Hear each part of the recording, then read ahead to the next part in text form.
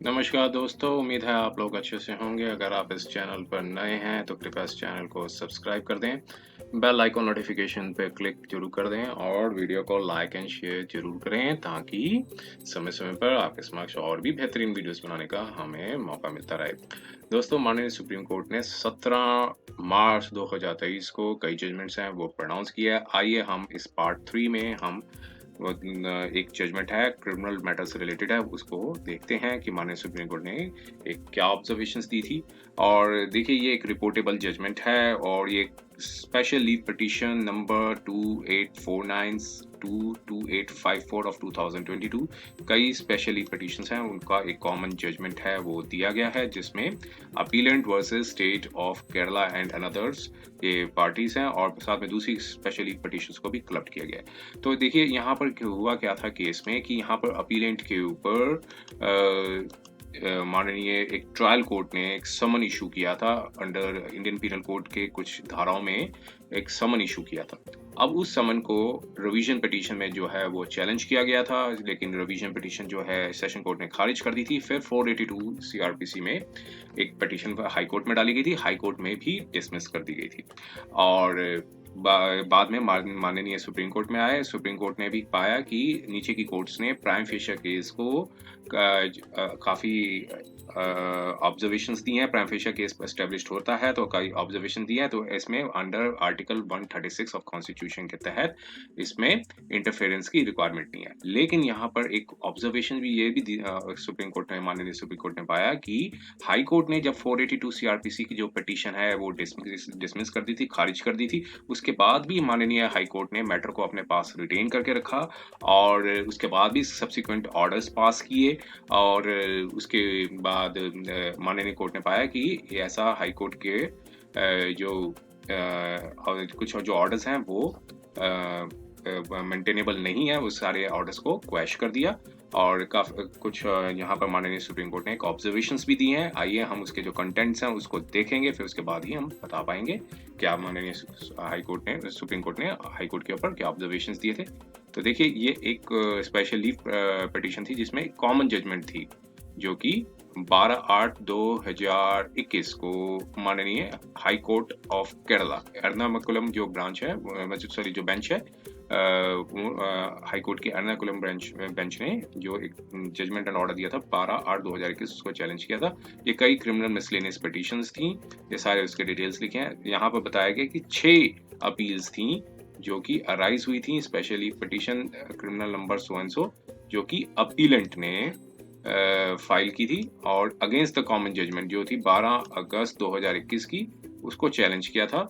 और लेकिन जो एक दूसरी स्पेशल पिटीशन क्रिमिनल की जो फाइल की गई थी वो जिन्होंने फाइल किया वो एक पार्टी नहीं थे हाई कोर्ट में दो। और specially petition number diary number so and so जो कि एक और दूसरी एक और पिटीशनर ने फाइल किया वो भी पार्टी नहीं थे हाई कोर्ट में। और कोर्ट ने जो है माननीय सुप्रीम कोर्ट ने 14 फरवरी 2022 को परमिशन दे दी थी कि वो स्पेशली पिटीशन को फाइल कर सकते हैं और लिमिटेड एक्सटेंट तक कि जो पिटीशनर की जो ग्रीवेंसेस होगी सिर्फ पैराग्राफ नंबर 17 से लेकर 39 तक की इम्पिंच ऑर्डर तक ही सीमित रहेगी जो कि हाई कोर्ट ने दिया था। अब यहाँ के जो फैक्ट्स थे वो ये बताए गए कि जो अपीलेंट हैं वो एक अथॉरिटी हैं, एक जो कि स्पिरिचुअल और टेम्पोरल अफेयर्स हैं वो एक चर्च के, और उनके पास कई इमूवेबल प्रॉपर्टीज थी चर्च की। और जो रिस्पोंडेंट नंबर 2 थे जो कि ओरिजिनल कंप्लेनेंट है और वो भी मेंबर है और बिलीवर है रोमन कैथोलिक चर्च के, उन्होंने कंप्लेंट फाइल की थी अंडर सेक्शन 190 और 200 सीआरपीसी में मजिस्ट्रेट की कोर्ट में। और उनको 3 अक्यूज्ड बनाया गया था उन्होंने, जिसमें एक अपीलेंट भी थे और साथ में बाकी 2 का नाम बता रखा है उन सबको। जो सेक्शंस 120 बी जो कि क्रिमिनल कॉन्स्पिरेंसी है, 406 क्रिमिनल ब्रीच ऑफ ट्रस्ट, 409, 418, 420 जो कि चीटिंग है, 465, 67, 468 और 34 ऑफ आईपीसी जो कि कॉमन इंटेंशन। तो कंप्लेंट में ये बताया गया था कि कंप्लेंट है वो एक मेंबर है एक चर्च जो कि पेरम्बलुरु में है और जो कि एक church one of the churches हैं जो कि administered by archdiocese of Ernakulam एक जगह है वहाँ की और अपीलेंट ने वहाँ पर चार्ज लिया था और एज ए एक मेजर पोजीशन ली थी और 29/5/2011 को। और एक एक और फिर सब्सिक्वेंटली एक दूसरी चर्च का भी बारे में बताया गया 6 जनवरी 2012 को। और फिर जो नाम बताया गया आर्चीडायोसिस, तो वो एक एडमिनिस्टर कर रहे थे कई एजुकेशन इंस्टीट्यूशंस को, ऑर्फनेज और ओल्ड होम्स, कोवेनेंट मॉनेस्ट्रीज और हॉस्पिटल्स को। तो 338 चर्चेस हैं जो कि उनके अंडर थी। और यहाँ पर बताया कि कई एसेट्स भी थे, मूवेबल एंड इमूवेबल एसेट्स, जो कि करोड़ ऑफ रुपीस में थे। तो जो बायलॉज यही था जो प्रेस्क्राइब करते, जो बताए गए हैं आर्चीडायोसिस के, कि वो प्रेस्क्राइब और प्रोसीजर्स बताते हैं कि administration and management of the assets जो है उसको मॉडिफाई कर दिया गया था 29 जुलाई 2009 को। और फिर बाकी कई एलिगेशंस और भी लगाए थे इनमें। वो सारे एलिगेशंस के डिटेल में जो है बताया गया था कि सम ऑफ द मूवेबल प्रॉपर्टीज जो थी वो एलिनेट की गई थी करोड़ ऑफ रुपीस की। तो वो अक्यूज नंबर 3 के साथ जो एक कॉन्स्पिरेसी के तहत डाली गई है। फिर इन्होंने स्टेटमेंट रिकॉर्ड करवाई थी अपनी 202 के अंदर अपीलेंट ने, और नहीं सॉरी कंप्लेनेंट ने। और फिर कि बताया कि अपीलेंट और 2 अक्यूज ने, जो कि ज्यूरिसडिक्शन ऑफ ट्रायल कोर्ट से बाहर रहते हैं, और एक विटनेस को भी समन किया गया था और उसे भी एग्जामिन किया गया था। लेकिन कंप्लेनेंट ने कुछ डॉक्यूमेंट्स भी लगाए थे अपनी कंप्लेंट में, लेकिन जो ट्रायल कोर्ट ने डिसमिस कर दी थी कंप्लेंट को 203 सीआरपीसी में, जो कि ऑफेंसेस थे अंडर 409, 418, 420, 465, 467, 468। लेकिन बाकी के जो समन्स थे, जो समन जरूर इशू किए गए थे 120 बी के अंदर, जो कि क्रिमिनल कॉन्स्पिरेसी और क्रिमिनल ब्रीच ऑफ ट्रस्ट और 423 read with section 34 of IPC. तो कंप्लेनेंट ने एक 5 सिमिलर कंप्लेंट्स और भी फाइल किए थे अगेंस्ट दी अपीलेंट, जो कि एनेक्शस A4 से A9 था, जो कि स्पेशली पिटीशन में मेंशन है, और जिसमें ट्रायल कोर्ट ने समन्स इशू किए थे। सेपरेट ऑर्डर्स और डिटेल्स थे वो बताए गए हैं, यहाँ पे ब्यौरा दिया गया है। और अब उससे एग्रीड होके एक रिवीजन पिटीशन जो है वो फाइल की गई criminal revision petition session court में, और सेशन कोर्ट ने डिसमिस कर दी थी क्रिमिनल रिवीजन पिटीशन को। ऑर्डर आया था 24 अगस्त 2019 का, जिसमें उसके बाद फिर अपीलेंट ने एक क्रिमिनल मिसलेनियस पिटीशन जो केस है वो फाइल किया था हाई कोर्ट में 482 में सीआरपीसी में, जो कि हाई कोर्ट ने भी क्वैश कर दिया, सॉरी हाई कोर्ट ने भी डिसमिस कर दिया था इम्पिंच ऑर्डर जो 12 अगस्त 2021 का था। सारी की सातों के सातों क्रिमिनल मिसलेनियस केसेस है उनको डिसमिस कर दिया था। लेकिन उसके बाद यहाँ पर बताइए, देखिए यहाँ पर कई डायरेक्शंस भी दिए गए थे, जो कि अब हम नोटिस करेंगे आगे की जजमेंट में। हाई कोर्ट ने कई डायरेक्शंस भी दिए थे स्टेट गवर्नमेंट को डिसमिस करने के बाद पिटीशन को, और हाई कोर्ट ने मैटर को पोस्ट किया 25 दिसंबर 2021 को कि उनके ऑर्डर की कंप्लायंस की जाए, और फिर उसके फर्दर डायरेक्शंस भी दिए फ्रॉम टाइम टू टाइम। अब उससे एग्रीवेट होके सेट ऑफ अपील्स जो हैं वो अपीलेंट्स ने फाइल की हैं, और जो कि उनका ब्यौरा दिया है। अब एडवोकेट ने अपनी अपनी कंटेंशंस दिए, सीनियर एडवोकेट ने, और उन्होंने बताया कि कई कंप्लेंट्स भी फाइल किए गए थे against the appellant and others, और सारे डिटेल्स जो हैं उन्होंने अपनी कंटेंशंस में मेंशन किए। और बाकी अपनी जो ग्राउंड्स रेज करने के बाद कोर्ट ने यहाँ पर पाया कि कॉजनेंस का जो मतलब है वो एक जो है is not of the offender, क्योंकि टेकिंग कॉजनेंस जो है कहीं भी मेंशन नहीं किया गया सीआरपीसी में। और कॉजनेंस का जो इंटरप्रिटेशन निकाली गई है वो SK Sinha, chief electoral enforcement officer versus Videocon international and others. तो यहाँ पर कोर्ट ने इंटरप्रिटेशन निकाली थी बिकेम अवेयर ऑफ, कॉजनेंस का मतलब बिकेम अवेयर ऑफ या फिर to take notice of the judiciary. तो अब कोर्ट ने कहा कि जो स्कोप क्या है इंक्वायरी का 202 सीआरपीसी का, वो उस जजमेंट में बता रखा था। एसके सिन्हा वर्सेस वीडियोकॉन की जो जजमेंट थी उसमें वो सारा पूरा डिटेल्स में यहाँ पर रिप्रोड्यूस किया गया। फिर एक Ramdev food products private versus state of Gujarat, ये भी जजमेंट आई थी, और कोर्ट ने डिस्टिंक्शन बताई थी कि 156(3) और 202 के बीच में फर्क होता है। तो कोर्ट ने एग्जामिन किया था उस सारे सेक्शंस को, और डिसीजंस भी नीचे कंक्लूड किए गए थे। और फिर इसके बाद इस प्रेजेंट केस में जो रिस्पोंडेंट कंप्लेनेंट ने पहले कंप्लेंट फाइल की थी कोर्ट ऑफ जेएमएफसी, और वहाँ पर डायरेक्शंस मांगे थे कि इन्वेस्टिगेशन के लिए कि पुलिस को डायरेक्शंस दिए जाएं कि 156(3) या 202 के अंदर सीआरपीसी के अंदर पुलिस इन्वेस्टिगेट करे, लेकिन कंप्लेंट जो है प्रोसिक्यूटेड एंड दिस कंप्लेंट को प्रोसिक्यूट नहीं किया गया फर्दर। फिर उसके बाद कोर्ट ने कोई डायरेक्शंस भी नहीं दी थी इन्वेस्टिगेशन के लिए, ना ही 156(3) के अंदर, ना ही 202 के अंदर। तो उस कंप्लेंट को डिसमिस कर दिया गया था, फॉरकिंग और प्रोसिक्यूशन नहीं किया गया, इसलिए डिसमिस कर दिया था। लेकिन जो ट्रायल कोर्ट थी, एक जो जगह है केरला की, वहाँ पे डिसमिस करने से पहले, कंप्लेंट को डिसमिस करने से पहले जो ऑलरेडी जो है, जो कंप्लेंट डिसमिस होने से पहले ऑलरेडी उन्होंने कॉजनेंस ले लिया था और जो समन थे अपीलेंट के अगेंस्ट में इशू कर दिए थे, और जो 6 कंप्लेंट जो फाइल की गए थे रिस्पोंडेंट नंबर 2 कंप्लेनेंट। अब यहाँ पे बताया कि रिस्पोंडेंट नंबर 2 ने इंसिडेंट कंप्लेंट में सारी जो फैक्ट्स हैं, ट्रू और करेक्ट फैक्ट्स हैं, वो बता देने चाहिए थे, जो कि in regards to the previous complaint जो कि उन्होंने फाइल की थी against the appellant and accused, और कि उन्होंने फ्रॉडुलेंट सेल कर दिया प्रॉपर्टीज को जो कि बिलोंग करती है आर्चडायोसीस के, और लेकिन नॉन डिस्क्लोजर। अब यहाँ पर कोर्ट ने बताया कि डिस्क्लोजर नहीं होने की वजह से ये कोई ग्राउंड नहीं बनता है, क्योंकि कोई फैक्ट्स डिस्क्लोज नहीं किए तो इसका कोई ग्राउंड नहीं बनता है कि समन को सेट असाइड कर दिया जाए। ट्रायल कोर्ट ने जो कि अपना माइंड अप्लाई किया है और ये प्राइम फेशिया सेटिस्फाइड है कि जो क्राइम जो है, कमीशन ऑफ एलिज्ड ऑफेंस जो है वो हुए हैं 120(b), 406, 423 और 34 ऑफ आईपीसी में। तो जो उस ऑर्डर को चैलेंज भी किया गया था रिवीजन कोर्ट में, और रिवीजन कोर्ट ने भी एग्जामिन किया था एलिगेशंस को, कंप्लेंट को, और एविडेंस जो दिया था कंप्लेंट और विटनेस ने। तो उसके बाद जो अदर ऑफेंसेस थे वो उसमें समन इशू नहीं किया गया था। तो ये ट्रायल कोर्ट ने भी जो ट्रायल कोर्ट ने proper application of mind use की थी, जो कि इशू ऑफ समन्स मींस वो ट्रायल कोर्ट नहीं दिया था, सेशन कोर्ट का नहीं था, वो ट्रायल कोर्ट ने ही दिया था। मैंने यहाँ से थोड़ा सा ये सीआरएमपी को मैंने रॉन्गली मतलब बता दिया थोड़ा सा।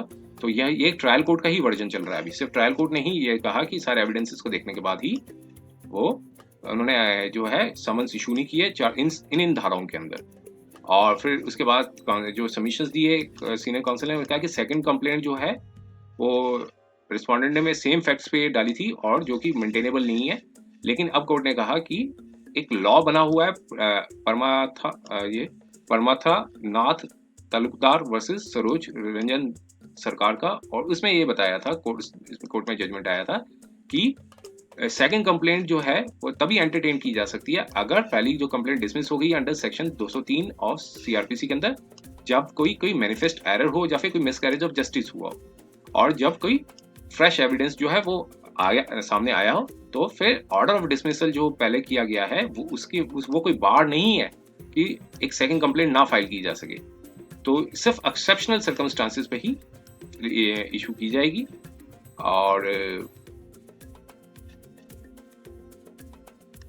तो अब यहाँ पर फिर ये सारे जो फैक्ट जो कंटेंट्स थे यहाँ पर रिप्रोड्यूस किए गए थे उस जजमेंट के। अब वो उस जजमेंट में जो बताया गया था, और उसके बाद कई जजमेंट और भी आए माननीय सुप्रीम कोर्ट के, Jitendra Singh and others versus Ranjit Kaur, Ranveer Singh versus state of Haryana, Poonam Chand Jain and others versus फर्जू। तो और लेटेस्ट जजमेंट भी आई है Samta Naidu and others versus state of Madhya Pradesh and others. और यहाँ लीगल पोजीशन ये है कि ट्रायल कोर्ट ने कोई एरर की हो एंटरटेन करते हुए कंप्लेंट्स में, और जो प्रीवियस कंप्लेंट फाइल की गई है अदर कोर्ट्स में, मोर पर्टिकुलरली जो सेट कोर्ट ने डिसमिस कर दिया premier for non prosecution without taking cognizance of offence therein. तो यहाँ पर सबमिशंस ये दिए गए थे। तो अब कोर्ट ने कहा कि हमें यहाँ पर कुछ नहीं, similar allegation were not found to the any substance. तो इन आवर ओपिनियन, अब यहाँ पर बताया कि इन आवर ओपिनियन कोई सब्सटेंस नहीं है इस सबमिशन में, और सेशन कोर्ट और रिवीजन ने पिटीशन जो है वो भी अपहेल्ड कर दिया था उस ऑर्डर को जो कि समन इशू हुए थे अगेंस्ट द अपीलेंट। तो फिर उसके बाद डिटेल सबमिशन हाई कोर्ट ने भी सबमिशंस दिए थे जो काउंसिल्स ने, जो कि 482 में डाली गई थी। तो अब यहाँ पर व्यूज ये दिया था कि ऑब्जर्वेशन जो दिए गए हैं, प्राइम फेशिया फाइंडिंग्स दिए हैं रिकॉर्डेड बाय नीचे के तीनों कोर्ट्स ने, हाई कोर्ट, सेशन कोर्ट और नीचे की ट्रायल कोर्ट ने। तो वहाँ पे इन्वॉल्वमेंट ऑफ अपीलेंट है इन दी एलिज्ड ऑफेंसेस। तो कोर्ट जो है माननीय सुप्रीम कोर्ट इस ग्राउंड्स पे इसको इंटरफेयर नहीं करेगी। तो मींस ग्राउंड्स पे जो है वो पिटीशन को खारिज कर दिया। अब यहाँ पर एक ऑब्जर्वेशंस की जैसे बात की थी कि माननीय हाई कोर्ट के ऊपर भी ऑब्जर्वेशन दिए थे। यहाँ पर बताया कि सीरियस मैटर है, समोनिंग सीरियस मैटर है बिफोर द ट्रायल कोर्ट, और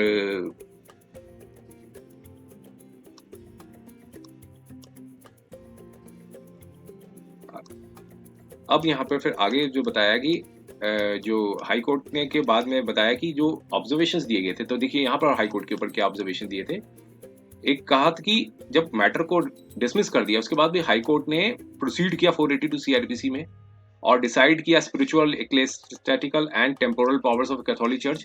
कोई अपॉर्चुनिटी नहीं दी हेयरिंग अदर पार्टीज को, जो कि लीगली परमिसिबल नहीं है। ये कंटेंशंस जो है वो रेज किए गए थे।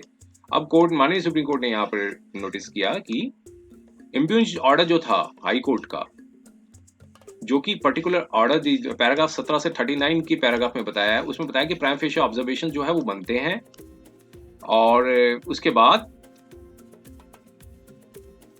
पावर्स एंड अथॉरिटीज जो कोर्ट ने डिसीजन, मतलब पार्टीज ने रिलाई किया decisions of court as power and authority bishop of the archdiocese with regards to the temporal and spiritual of the churches. तो जो ऑब्जर्वेशंस थी हाई कोर्ट की वो ओमनीबस हैं और जनरल इन नेचर। तो ये एक प्राइम फेशियल ऑब्जर्वेशंस हैं जो कि बनाई गई हैं in the impeached order filed by the appellate under 482 CrPC. तो फाइनलिटी कुछ भी नहीं दी जा सकती है इसमें। और इसके बाद यहाँ पर बताया कि हाई कोर्ट ने जब डिसमिस कर दी थी पिटीशन को 482 सीआरपीसी में, तो उसके बाद भी फाइंडिंग्स है वो रिकॉर्ड की थी और बताया कि क्रिमिनल कॉन्सिक्वेंसी जो है वो हैश्ड की है अपीलेंट द्वारा और other accused for fraudulently selling the properties of जो आर्चडीओसीस के हैं, और फर्दर इनलार्ज किया स्कोप ऑफ पिटीशंस, उस पिटीशन को स्कोप को इनलार्ज कर दिया और कई डाउट्स रेज किए। और as regards to the settlement deed जो है अपीलेंट और अदर्स ने बनाई थी in respect of the properties, तो फिर हाई कोर्ट ने डिसमिस करने के बाद भी फर्दर डायरेक्शंस दिए स्टेट गवर्नमेंट को। वो सारे डायरेक्शंस यहाँ मेंशन किए गए हैं। फिर उसके बाद बताया हाई कोर्ट ने इसके बाद भी स्टॉप नहीं हुई, मतलब रुकी नहीं, और उसके बाद डायरेक्शंस के बाद एक और सब्सिक्वेंट ऑर्डर्स भी देती रही कि आफ्टर रोस्टर चेंज हुआ उसके बाद भी सब्सिक्वेंट वो जो है वो ऑर्डर्स देती रही। और एप्लीकेशन जो फाइल की गई थी प्रेजेंट अपील में जो अपीलेंट द्वारा है, इससे प्रतीत होता है कि कंसर्न जज थे जो हाई कोर्ट के, उन्होंने रिटेन किया अपने केस को, अपने पास रखा और कहा कि कंप्लायंस दी जाए जो उन्होंने डायरेक्शंस दी हैं। और फिर उसके बाद एक और सब्सिक्वेंट ऑर्डर दिया 8 फरवरी 2022 को, और रजिस्ट्री को उसके बाद रजिस्ट्री को डायरेक्शन दी कि इम्प्लीड किया जाए यूनियन ऑफ इंडिया को और उसे एडिशनल पार्टी बनाया जाए। मेन केस था जो उसकी जो ऑब्जर्वेशन है यहाँ पर मतलब जजमेंट में लिखी है, सारी की सारी जजमेंट में उन्होंने ऑब्जर्वेशन लिखी है माननीय कोर्ट ने। उसके बाद तीन के बाद भी फिर ऑर्डर दिया गया, 3 मार्च 2022 को भी दिया। फिर उसके बाद भी एक ऑर्डर जो है वो हाई कोर्ट ने पास किया और फिर उसके बाद 10/6/2022 को भी एक माननीय हाई कोर्ट ने एक और ऑर्डर पास किया। अब यहाँ पर कहा कि डिसमिस करने के बाद कई ऑर्डर्स दिए, तो यहां से सब ट्रांसपायर्स करता है कि हाई कोर्ट ने डिसमिस करने के बाद भी पिटीशन की अंडर 482 सीआरपीसी के बाद सुओ मोटो ज्यूरिसडिक्शन जो है वो इन्वोक कर दी। अपनी पिटीशन डिसमिस हो गई, उसके बाद सुओ मोटो जो है वो ज्यूरिसडिक्शन इन्वोक कर दी और स्टेट गवर्नमेंट को डायरेक्शंस दी कि एक डिटेल इंक्वायरी की जाए execution of the sale deed और settlement deed in respect of some properties जो है अपीलेंट ने बेची है। तो की जो सेट प्रॉपर्टीज है वो सरकार की थी और या फिर ऑरवर पोरेम्बोक लैंड, और whether said properties settlement deed जो है वो क्रिएट की गई थी कि इसलिए कि मैनिपुलेट किया जाए document of the title of the government land के ऊपर। उसके बाद कंसर्न जज ने रिटेन रखा अपने मैटर्स को, अपने पास रखा और इसके बाद रोस्टर भी चेंज हुआ, उसके बाद भी कंटिन्यूस पास करते रहे वन आफ्टर अनदर इश्यूज जो है, जो कि एक सब्जेक्ट मैटर नहीं था मेन पिटीशन का अंडर 482 सीआरपीसी में, और ना ही उसे कभी आर्ग्यू किया गया था किसी कंसर्न एडवोकेट्स द्वारा। अब कंसर्न जो जज हैं उन्होंने एडवाइजरी रोल प्ले किया और एडवाइस किया स्टेट गवर्नमेंट को कि एक लॉ जो है कॉम्प्रिहेंसिव लॉ है वो लेजिस्लेट करें और एड्रेस करें इश्यूज को pertaining to the legal status of the unincorporated organizations and acting under the guise of the religion और charity। चूंकि कोई सबमिशन नहीं दिए थे of the second report by the state, उसके बाद हाई कोर्ट ने कंसर्न ऑफिसर को भी डायरेक्शंस दी कि आप अपेयर हों पर्सन में, और डायरेक्शंस दी रजिस्ट्री को कि सीबीआई को भी इम्प्लीड करें एज एन एडिशनल रिस्पोंडेंट। तो यहाँ पर आप देखिए माननीय कोर्ट ने कहा कि हाई कोर्ट ने एक ओवरजीलस अप्रोच जो है ओवरजीलस अप्रोच की और ट्रैवल्ड जो स्कोप ऑफ द पावर थी एम्बिट ऑफ द 482 की सीआरपीसी की पावर से आगे चलेगी और आर्टिकल 226 की जो पावर है उससे आगे चलेगी और सारी बाउंड्रीज को क्रॉस कर दिया जो कि जुडिशियल एक्टिविज्म की थी एंड जुडिशियल रिस्ट्रेंट की थी। और बाय बाय पासिंग इस तरह के ऑर्डर्स पास करने से under the guise of doing real and substantial justice. देखिए ये ऑब्जर्वेशन जो है वो हाई कोर्ट के ऊपर दी है माननीय सुप्रीम कोर्ट ने कि हाई कोर्ट ने सारी बाउंड्रीज को क्रॉस कर दिया, जुडिशियल एक्टिविज्म, जुडिशियल रिस्ट्रेंट और ऐसे और बाय ऑर्डर्स पास किए जो कि under the guise of doing real and the substantial justice. तो अब कहा माननीय कोर्ट ने कि हमारे ओपिनियन में जूरिस्प्रूडेंशियल एंथुसिज्म और विजडम जो है, सब्सटेंशियल जस्टिस जो है अप्लाइड की है बाय द कोर्ट्स, उसे परमिसिबल लिमिट के अंदर ही करना चाहिए। The belief of self righteousness और smugness of the high courts जो in exercise of power of judicial review should not be over all the other authorities discharging the statutory function. तो हमें यह रिमाइंड नहीं करना है कि जुडिशियल रिस्ट्रेंट जो है एक वर्च्यू है और प्रेडिलेक्शंस ऑफ द वेरियस जजेस however well intentioned cannot be permitted to be operated under the utter disregard of the well recognized judicial principles governing the uniform application of law। Unwarranted judicial activism जो है वो एक uncertainty और confusion जो होगा in the mind of authorities पे भी आ जाएगा but also in the mind of the litigants. तो इस व्यूज पे देखते हुए सब्सिक्वेंट जो ऑर्डर जो पास किए थे हाई कोर्ट ने, इम्पीच ऑर्डर जो पास किया गया था 12/8/2021 को, उसने कहा कि ऐसे अनवारंटेड डिजर्व टू बी क्वेश्ड और उसे सेटिसाइड कर दिया और क्वेश कर दिया। तो अपील थी वो तो खारिज करी थी, साथ में जो ऑब्जर्वेशंस जो सब्सिक्वेंट ऑर्डर्स दिए थे वो भी जो है वो क्वेश कर दिए। ये 17/3/2023 का था। उम्मीद है ये वीडियो आपको पसंद आया होगा। अगर ये वीडियो आपको पसंद आया तो कृपया इस चैनल को सब्सक्राइब जरूर कर दें, बेल आइकन नोटिफिकेशन पर क्लिक कर दें, वीडियो को लाइक एंड शेयर जरूर करें ताकि समय समय पर आपके समक्ष और भी बेहतरीन वीडियोस बनाने का हमें मौका मिलता रहे। समय देने के लिए बहुत बहुत धन्यवाद।